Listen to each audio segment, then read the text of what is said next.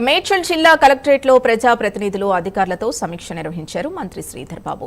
ప్రభుత్వం ప్రవేశపెట్టిన పథకాలు క్షేత్రస్థాయిలో అమలు తీరుపై చర్చించారు. ఇందిరమ్మ ఇళ్లు, రేషన్ కార్డులు, ధాన్యం సేకరణ, మున్సిపల్ నగర పాలక సంస్థల్లో నెలకొన్న ప్రజా సమస్యలపై చర్చించినట్లు తెలిపారు మంత్రి శ్రీధర్ బాబు. ప్రజా సమస్యలు దృష్టికొచ్చిన వెంటనే అధికారులు పరిష్కార చర్యలు తీసుకోవాలని సూచించారు. రాష్ట్రంలో ప్రజాపాలన పారదర్శకంగా, జవాబుదారీతనంగా పరిపాలన కొనసాగుతోందన్నారు. ప్రజా సమస్యల పరిష్కారంలో చిన్న చిన్న లోపాలని గుర్తించి సరిదిద్దేందుకు ప్రజాపాలన ప్రగతి ప్రణాళిక 99 రోజుల కార్యాచరణ కొనసాగుతుందని చెప్పారు. మేడ్చల్, మల్కాజిగిరి జిల్లాలో ప్రభుత్వం విద్యకు పెద్దపీట వేస్తూ 24 ప్రైమరీ స్కూళ్లు మంజూరు చేశామని వెల్లడించారు.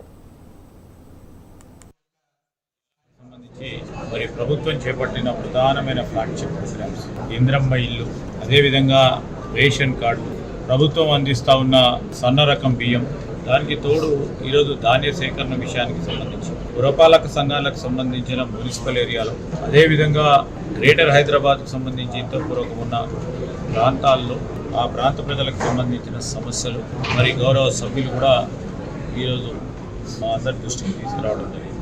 అధికారులను కూడా సూచించడం జరిగింది.